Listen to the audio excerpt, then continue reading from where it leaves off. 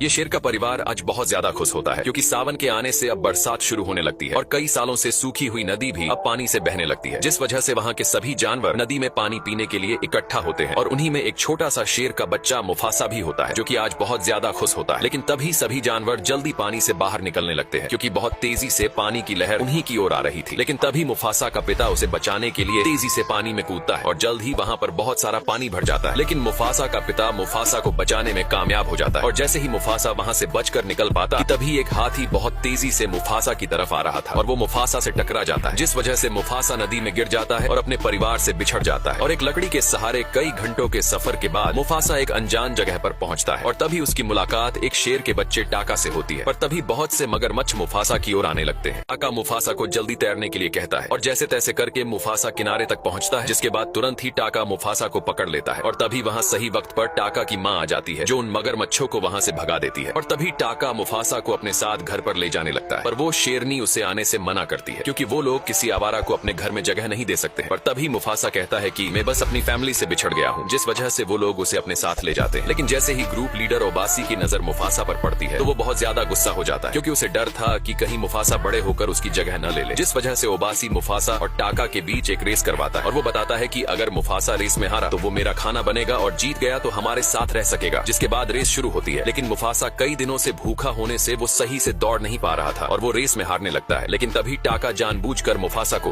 क्योंकि टाका को एक भाई चाहिए था, और तभी मुफासा रेस में जीत जाता है। ये देखकर ओबासी बहुत ज्यादा गुस्सा हो जाता है, लेकिन अब वादे के मुताबिक मुफासा उन्हीं के साथ रह सकता है। जिसके बाद मुफासा और टाका एक साथ खेलने के लिए जंगल की ओर निकल पड़ते हैं और अब जैसे जैसे वक्त बीत रहा था तो वैसे वैसे टाका और मुफासा भी अब बड़े हो चुके थे। वो लोग खूब मजे करते हैं, लेकिन अभी भी टाका का पिता मुफासा से नफरत किया करता है और टाका को उससे दूर रहने के लिए भी कहता है। और एक दिन जब मुफासा टाका की माँ के साथ शिकार पर जाता है तो टाका उन्हें छुप कर देख रहा था, लेकिन उन्हें ये नहीं पता था कि उन पर खतरा मंडरा रहा है। और तभी अचानक ये सफेद शेर हिरन पर हमला करते हैं, लेकिन बीच में शेरनी आ जाती है। मुफासा ये देखकर तुरंत उन्हीं की ओर भागता है और उन सफेद शेर के सामने खड़ा हो जाता है। लेकिन तभी शेरनी देखती है कि टाका डर के वहाँ से भाग गया था। मुफासा बिना डरे उन सफेद शेरों से लड़ रहा था, लेकिन तभी शेरनी पर सफेद शेर भारी पड़ने लगता है। देखकर तुरंत ही मुफासा उस सफेद शेर को धक्का मारकर शेरनी को बचा लेता है, जिस वजह से वो सफेद शेर मारा जाता है। जिसके बाद वो दोनों अकेले सफेद शेर को डराकर वहाँ से भगा देते हैं। जिसके बाद वो लोग घर की ओर निकलते हैं और तभी ओबासी उन्हें देखकर हैरान हो जाता है। शेरनी शेर को सारी बात बताती है और बताती है कि अगर आज मुफासा नहीं होता तो वो जिंदा नहीं होती। ये सुनकर ओबासी मुफासा का दिल से शुक्रिया अदा करता है और उसका कर्जदार हो जाता है। लेकिन तभी मुफासा उन्हें बताता है कि जल्द ही उन सफेद शेरों का हम पर हमला होने वाला है और अब यहाँ पर वो अकेला सफेद शेर अपने झुंड में पहुंचता है। लेकिन जैसे ही झुंड के लीडर को ये पता चलता है कि उसका बेटा एक शेर के हाथों मारा गया है तो वो उस बचे सफेद शेर को सजा के तौर पर मरवा देता है। लेकिन दूर से ओबासी का